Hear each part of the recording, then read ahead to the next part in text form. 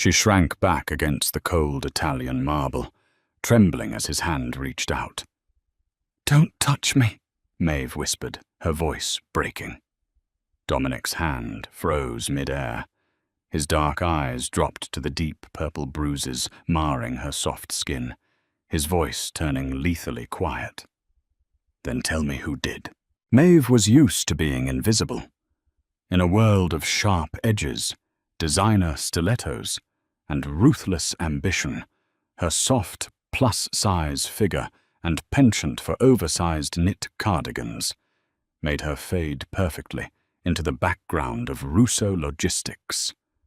To the terrifying men who walked the halls of the Midtown Manhattan skyscraper, she was just the quiet girl in accounting, the one who occupied the corner cubicle, kept her head down, and possessed an uncanny, brilliant mind for numbers. She liked it that way. Invisibility was safe, especially when your employer was widely rumored to be the front for the most powerful organized crime family on the East Coast. But numbers didn't lie, and Maeve couldn't ignore them. It was a rainy Tuesday afternoon, the sky over Central Park a bruised, stormy grey when she found the discrepancy. $4.2 million. It wasn't a simple clerical error. It was a deliberate, meticulously disguised siphon woven through dozens of dummy accounts, funneled entirely through the European shipping manifests. Someone was stealing from Dominic Russo. Maeve's heart hammered a frantic rhythm against her ribs. She downloaded the encrypted files onto a silver flash drive, her plump fingers shaking over the keyboard. She had to report it to her direct manager, Leo. It was protocol. She found him in the underground parking garage, leaning against the hood of a sleek black Mercedes. When she approached him, clutching her sensible leather tote bag against her chest like a shield, she explained what she had found. She expected him to praise her diligence, to rush the files up to the executive suite. Instead, Leo's face twisted into a mask of pure, ugly panic. Before Maeve could process the shift, Leo lunged. He grabbed her upper arms with a vicious, crushing grip, slamming her back against a concrete support pillar. The air left Maeve's lungs in a violent rush. "You stupid fat cow," Leo hissed, his spittle hitting her cheek. His fingers dug mercilessly into her soft flesh, bruising her down to the bone. "You didn't see anything. You are going to delete those files, and you are going to keep your mouth shut, or I swear to God they'll find pieces of you floating in the East River. Do you understand me?" Tears of hot, stinging pain sprang to Maeve's eyes. She nodded frantically, unable to speak. With a sneer of disgust, Leo shoved her sideways, leaving her gasping for breath on the damp concrete as he sped out of the garage. Maeve went home to her tiny Queen's apartment, bolted the door, and cried. She looked at her arms in the bathroom mirror. Her fair skin was already blooming with the harsh, violent purple and black fingerprints of Leo's assault. The contrast against her soft curves made her feel utterly helpless. She decided she would quit. She would pack her bags, leave the flash drive on her desk, and disappear. But Dominic Russo did not let people simply disappear. The next morning, before Maeve could even type out a resignation letter, two men in impeccably tailored suits appeared at her cubicle. "Mr. Russo would like to see you, Maeve," the taller one said. It wasn't a request. The elevator ride to the penthouse level felt like a march to the gallows. The doors parted to reveal a sprawling office of glass and dark mahogany overlooking the Manhattan skyline. Sitting behind a massive desk was Dominic Russo. He was a terrifyingly beautiful man, all sharp angles, dark Sicilian features, and eyes the color of obsidian. He wore a custom Tom Ford suit that hugged his broad shoulders, radiating a raw, predatory power that commanded the room. He didn't look like a man who ran a simple logistics company. He looked like a king assessing his empire. "Maeve," Dominic said, his voice a low, rumbling baritone that sent an involuntary shiver down her spine. "Have a seat." She lowered her full figure into the plush leather chair opposite him, instinctively pulling her cardigan tighter around her shoulders to hide the throbbing pain in her upper arms. She avoided his piercing gaze, staring instead at the expensive Cartier pen resting on his desk. "I run random internal audits every quarter," Dominic began, leaning back and steepling his fingers. "My systems flagged a highly encrypted download from your terminal yesterday afternoon. $4.2 million missing. You found it, didn't you?" Maeve swallowed hard. "Yes, Mr. Russo." "And yet, you didn't bring it to me," Dominic said, his tone dangerously soft. "Why?" She trembled. I took it to my manager." "Leo." Dominic's eyes narrowed. The silence in the room grew heavy, suffocating. He stood up slowly, stalking around the desk with the grace of a panther. As he approached, Maeve's breath hitched. He was so large, so imposing. When he stopped right beside her chair, he reached out, intending to gently tip her chin up so she would look at him. The movement triggered a flash of sheer terror in her mind. The concrete pillar, the violent grip, the threat. She shrank back against the cold Italian marble of the side table, trembling as his hand reached out. "Don't touch me," Maeve whispered, her voice breaking in a pathetic, terrified plea. Dominic's hand froze mid-air. The annoyance in his expression vanished instantly, replaced by something much darker. His dark eyes dropped to her shoulder. The frantic movement had caused her cardigan to slip, exposing the brutal, dark purple bruises shaped perfectly like a man's aggressive grip on her pale, soft skin. The air in the room seemed to drop 10 degrees. Dominic's voice turned lethally quiet. "Then tell me who did." Maeve squeezed her eyes shut, a tear escaping and trailing down her flushed cheek. She was terrified of the man standing over her, but the wrath radiating from him didn't feel directed at her. It felt directed at the marks on her body.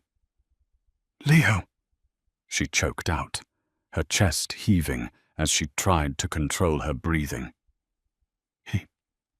He grabbed me in the garage. He told me to delete the files and keep my mouth shut, or he'd kill me." A terrifying stillness settled over Dominic. He didn't yell. He didn't throw anything. But the cold, absolute murder in his dark eyes made Maeve's blood run cold. "Tony," Dominic said, not raising his voice. Yet the guard at the door immediately stepped inside. "Find Leo. I don't care if he's in a meeting. I don't care if he's with his wife. Bring him to the warehouse. Now." "Yes, boss," Tony replied, vanishing like a ghost. Dominic turned back to Maeve. The predatory coldness softened by a fraction as he looked at her trembling form. He didn't see a disposable employee. He saw a woman who had been hurt on his watch because she had been loyal to him. He slowly crouched down so he was at eye level with her, ensuring his large frame wasn't looming over her. "Do you have the files?" he asked gently. Maeve nodded, reaching into her sensible leather bag with trembling fingers and pulling out the silver flash drive. She placed it in his massive palm. "You did good, Maeve," Dominic murmured. "You're safe now. But you can't go back to your apartment. If Leo is funneling millions, he isn't acting alone. Whoever is backing him might come looking for the girl who found the leak." Before she could protest, Dominic was issuing orders. Within 20 minutes, Maeve was whisked down a private elevator, bundled into the back of a heavily tinted SUV, and driven away from the office. Dominic sat beside her, radiating a quiet, protective heat. They arrived at an ultra-luxurious penthouse in Tribeca. The private elevator opened directly into a sprawling living space with floor-to-ceiling windows overlooking the Hudson River. It was a fortress of modern art, dark leather, and security protocols. "This is my private residence," Dominic explained, shrugging off his suit jacket and rolling up the sleeves of his crisp white shirt, revealing forearms corded with muscle and faded ink. "Only 3 people in the world know it exists. You're the 4th. He motioned for her to sit on the massive, plush sofa. Maeve felt incredibly out of place. Her worn flats and cheap clothes clashed terribly with the millions of dollars surrounding her. She tugged self-consciously at the hem of her shirt, wishing it were looser, wishing it hid the thick curve of her stomach and the fullness of her thighs better. She was a fat, ordinary girl, sitting in the lair of a Mafia billionaire. Dominic vanished into a bathroom and returned with a sleek medical kit. He sat beside her on the sofa, leaving a respectful distance, but close enough that she could smell his cologne, something expensive, smelling of cedar and dark spices. "May I?" he asked, his voice low, gesturing to her shoulder. Maeve hesitated, then gave a tiny nod. She let her cardigan slide off her shoulders. Dominic sucked in a sharp breath as he saw the full extent of the bruising in the bright light of the penthouse. His jaw tightened, so hard a muscle feathered in his cheek. With agonizing gentleness, he applied a cooling arnica salve to her skin. His touch was a stark contrast to Leo's. It was feather-light, reverent, almost as if he was afraid of breaking her. "I'm sorry," Maeve whispered, feeling foolish under his intense gaze. "I'm not usually this dramatic. I like blending in. I don't belong in this world." Dominic paused, his dark eyes locking onto hers. He didn't look at her with the pity or disguised disgust she had experienced from men all her life. He looked at her as if she were a masterpiece he had just discovered. "You don't need to blend in here, Maeve," he said, his thumb brushing a soft, unbruised circle over her collarbone. "You are exactly what you are supposed to be. Beautiful, and brilliant, and under my protection." A heavy electric tension settled between them, charged with an unexpected magnetic pull. Maeve's breath hitched as his gaze dropped momentarily to the plush curve of her mouth.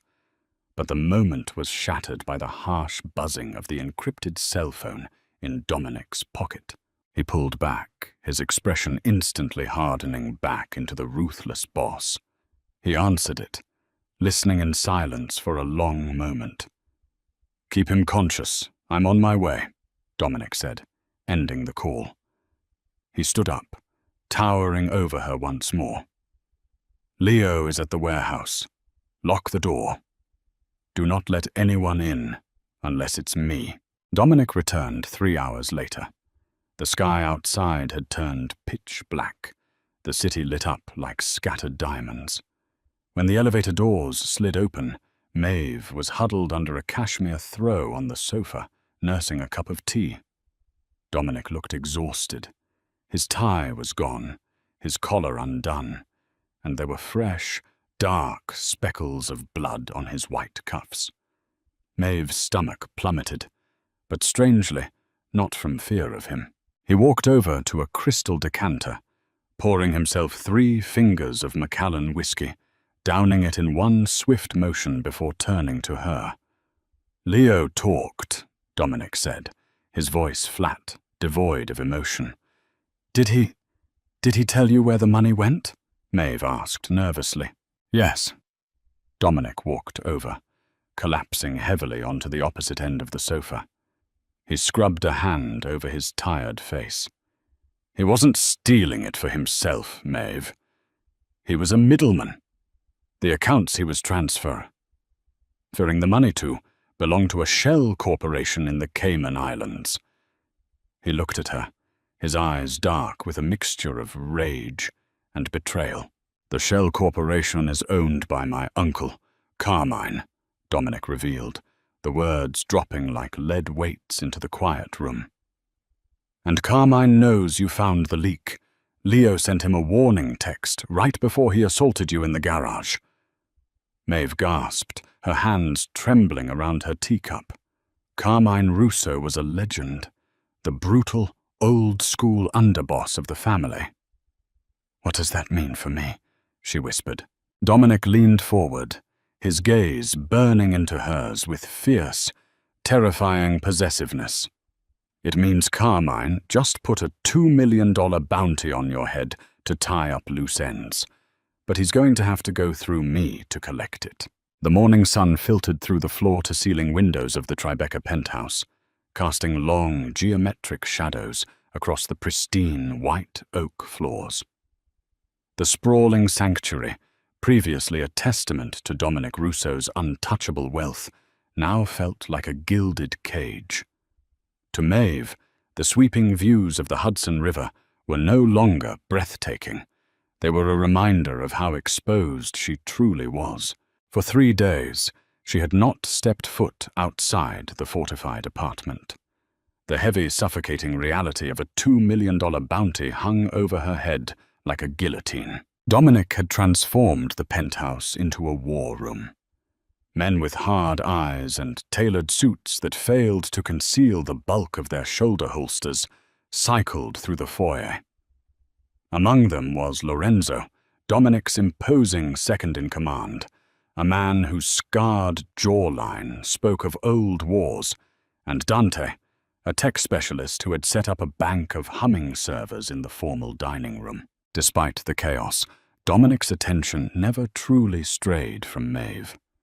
He provided her with a wardrobe of expensive, luxuriously soft loungewear, cashmere sweaters from Loro Piana, and silk trousers that draped elegantly over her full hips and thick thighs.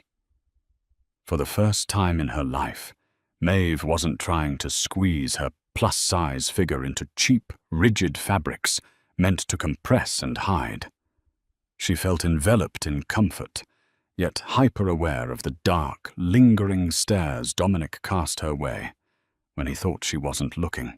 "You haven't eaten." Dominic's deep baritone shattered her anxious reverie. Maeve jumped, clutching her teacup. She was sitting at the massive marble kitchen island, staring blankly at a plate of untouched ricotta pancakes. Dominic stepped into her line of sight, having just finished a tense phone call on the terrace.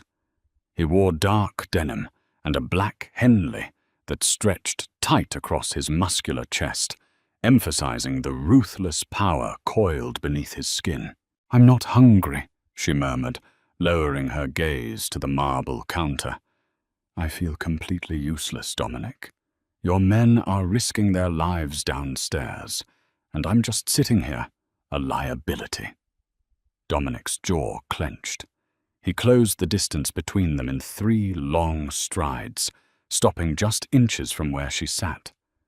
He reached out, his large, calloused fingers gently wrapping around her soft wrist, pulling her hand away from the teacup. "You are not a liability," he said, his voice a low, fierce rumble. "You are the key to tearing my uncle's empire apart to the studs. Carmine thinks he can bleed me dry from the inside. He thinks you're just a frightened girl who stumbled onto a loose thread." Maeve looked up, meeting his obsidian eyes. The sheer intensity in his gaze sent a hot, heavy flush spreading across her chest. "But what can I actually do? He has armies of lawyers and offshore accounts. The Cayman Shell Corporation is practically a fortress." A slow, dangerous smile curved Dominic's lips. "Physical fortresses require guns, Maeve. Digital fortresses require something sharper." He released her wrist and gestured toward the dining room, where Dante was furiously typing at a high-end Alienware rig. "Dante retrieved the encrypted ledger you found, but he's a hacker, not a forensic accountant. He can break the locks, but he can't read the map." "Can you?" Maeve's heart skipped a beat.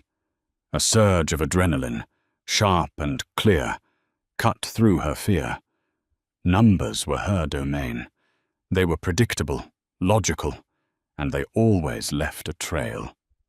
She slid off the bar stool, her silk trousers pooling around her ankles, and walked into the dining room. Dante looked up, his brow furrowed in frustration as lines of encrypted transactions scrolled endlessly across his monitors. "Let me sit down," she said, her voice surprisingly steady. For the next 8 hours, Maeve did not move. The terrified girl vanished, replaced by the brilliant analyst who could see patterns where others saw only chaos. Using a sophisticated Palantir data mining software Dominic had secured, she began unraveling Carmine's web. Dominic stood quietly in the corner of the room, leaning against the wall with a glass of scotch in his hand, watching her. He watched the way her plump, deft fingers flew across the mechanical keyboard. He watched the intense, beautiful concentration on her face, the way she chewed her bottom lip when she encountered a firewall, and the triumphant spark in her eyes when she bypassed it. He was utterly captivated by her mind, completely enamored by the soft, lush curves of her body, illuminated by the glow of the monitors. She was a goddess of order in his world of violence. "I found it," Maeve gasped suddenly, breaking the heavy silence of the room. It was past midnight, and the city lights outside were a blurred backdrop to the glowing screens. Dominic and Lorenzo instantly moved to her side. "Carmine isn't just siphoning money," Maeve explained, her finger tracing a complex, algorithmic tree she had mapped on the main monitor. "He's washing it through a legitimate front, a massive real estate development project in Hudson Yards, funded by a private equity firm in Geneva. The money goes from the Caymans to Switzerland, gets scrubbed clean, and then invested directly into the Manhattan skyline. If we hand this specific routing number to the feds, Carmine's legitimate assets will be frozen instantly. He'll be paralyzed." Lorenzo let out a low whistle. "She just found the kill switch to the old man's entire operation." Dominic leaned over Maeve's shoulder, his broad chest brushing against her back, the scent of cedar and danger wrapped around her. "You are extraordinary," he whispered, his lips grazing her ear, sending a violent shiver down her spine. But before Maeve could process the intimate praise, the penthouse plunged into absolute darkness. The low hum of the servers died. The air conditioning ground to a halt. A heavy, terrifying silence slammed into the room, followed immediately by the blaring, high-pitched scream of the battery-operated emergency breach alarm. "EMP!" Dante shouted in the dark. "They fried the grid.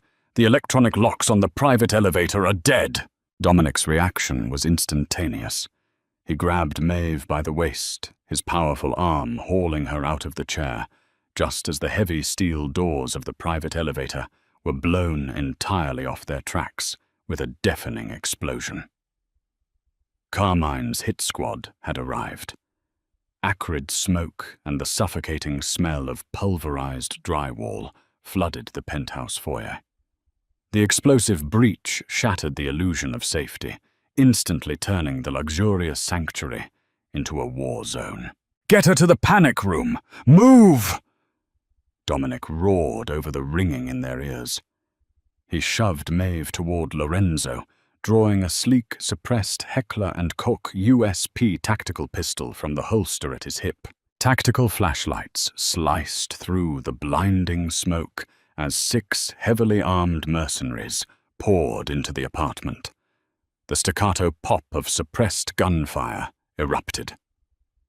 Bullets shredded the priceless modern art on the walls and shattered the floor-to-ceiling windows, sending cascades of broken glass raining down onto the streets of Tribeca. Maeve stumbled, her bare feet slipping on the slick marble floor. Lorenzo gripped her arm, practically carrying her bulky frame down the darkened hallway toward the master suite. Her heart hammered wildly against her ribs, her breath coming in ragged, terrified gasps.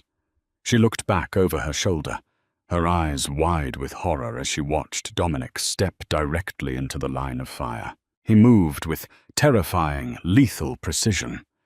He wasn't just a boss who gave orders from a desk. He was an apex predator. He dropped the first mercenary with 2 calculated shots to the chest, spinning smoothly to avoid a volley of return fire that shredded the leather sofa where Maeve had been sleeping just nights before. "Keep moving, Maeve," Lorenzo barked, dragging her past the master bedroom and towards a hidden, reinforced steel door concealed behind a heavy mahogany bookcase. But as Lorenzo punched in the manual override code for the panic room, a massive mercenary, clad in dark, tactical gear, stepped out from the shadows of the adjacent guest room. The man raised a compact submachine gun, aiming squarely at Lorenzo's back. Maeve didn't think. The paralyzing fear that had defined her entire life suddenly evaporated, replaced by a desperate, blinding instinct to protect the men who had protected her. With a guttural cry, she threw her entire body weight sideways, slamming her heavy plush shoulder directly into the mercenary's midsection just as he pulled the trigger. The impact knocked the mercenary off balance. The spray of bullets went wide, tearing into the ceiling instead of Lorenzo's spine. The man grunted, backhanding Maeve viciously across the face. The force of the blow sent her crashing to the floor, her head striking the hardwood with a sickening thud. Her vision swam, the edges of the world turning dark and fuzzy. Before the mercenary could recover his aim, Lorenzo spun around and put a bullet between the man's eyes. "Maeve!" Dominic's voice ripped through the chaos, raw and filled with a terror she had never heard from him. The remaining gunfire ceased abruptly. Dominic sprinted down the hallway, leaping over the downed mercenary, sliding to his knees beside Maeve on the blood-slicked floor. He gathered her soft, heavy body into his arms, his hands trembling as he checked her head for a wound. I'm okay," she groaned, tasting copper in her mouth as a thin trickle of blood ran down her split lip. I have a really thick skull." Dominic let out a shuddering breath, pressing his forehead against hers. "You foolish, brave, beautiful woman," he breathed, his voice thick with emotion. "You could have been killed." Lorenzo stood guard at the hallway entrance. "The apartment is clear, boss, but we need to move. The NYPD will be here in less than 3 minutes." Dominic nodded. He stood up, scooping Maeve effortlessly into his arms as if her weight was absolutely nothing to him. She wrapped her arms around his thick neck, burying her face into his chest, listening to the rapid, steady beat of his heart. They bypassed the destroyed elevator, taking a hidden service stairwell down to the underground garage, where a secondary fleet of armored SUVs was waiting. 40 minutes later, they arrived at a discreet, unmarked warehouse deep in the industrial heart of Brooklyn. It was one of Dominic's secure black sites, cold, impenetrable, and off the grid. Dominic carried her into a Spartan back office equipped with a cot, medical supplies, and heavy steel doors. He set her down gently on the edge of the cot. The adrenaline was beginning to crash, leaving Maeve shivering violently. Dominic grabbed a heavy wool blanket and draped it around her shoulders before kneeling in front of her. He took a sterile wipe and carefully, tenderly cleaned the dried blood from her split lip. "Why did you do that?" Dominic asked, his dark eyes searching hers, the ruthless mob boss completely stripped away, leaving only a man profoundly shaken by the thought of losing her. "Because you were fighting for me," Maeve whispered, a tear slipping down her cheek. "All my life people have looked right through me. Or they've looked at me with disgust because I'm not some perfect thin model. But you protected me. You made me feel like I was worth saving. Dominic's eyes darkened with a raw, consuming heat. He reached up, cupping her soft cheeks in his large, calloused hands. His thumbs brushed away her tears. "Look at me, Maeve," he commanded softly. She lifted her gaze, getting lost in the obsidian depths of his eyes. "You are perfect. Every soft curve, every brilliant thought in your head, every ounce of courage in your heart. You are a queen in a world of pawns. And you are mine." He didn't wait for a response. Dominic leaned forward and captured her lips in a bruising, desperate kiss. It was a kiss forged in gunpowder and adrenaline, filled with the crushing weight of everything they had just survived. Maeve whimpered, opening her mouth to him, her hands tangling in his dark, thick hair. Dominic's hands mapped her body, sliding down her back to grip her full hips, pulling her flush against his hard, muscular frame. He didn't shy away from her size. He worshipped it, his touch urgent and possessive, making her feel incredibly desirable, incredibly cherished. When he finally pulled back, they were both breathless, the air in the small room thick with electricity. Dominic rested his forehead against hers, his jaw set with lethal determination. "Carmine crossed the final line tonight," Dominic vowed, his voice a deadly, quiet promise. "Tomorrow, I take the routing numbers you found to my contacts in the federal prosecutor's office, and then I am going to burn my uncle's empire to the ground. He will pay for every bruise on your skin and every moment of fear he caused you." Maeve leaned into his touch, her heart soaring. She was no longer the invisible girl in accounting. She was the woman who held the ledger, the woman who had stolen the heart of a Mafia king. And together, they were going to start a war. The war for the Russo Empire has officially begun, and Maeve is no longer just a bystander. She is Dominic's queen and his deadliest weapon. Will they successfully burn Carmine's legacy to the ground? Or will the old guard have one last devastating trick up their sleeve? The stakes are life and death, and their romance is burning hotter than ever. If you loved this intense, action-packed chapter, please hit that like button, share the story with your friends, and subscribe to the channel. Drop a comment below predicting what Carmine will do next, and ring the notification bell so you don't miss the explosive finale.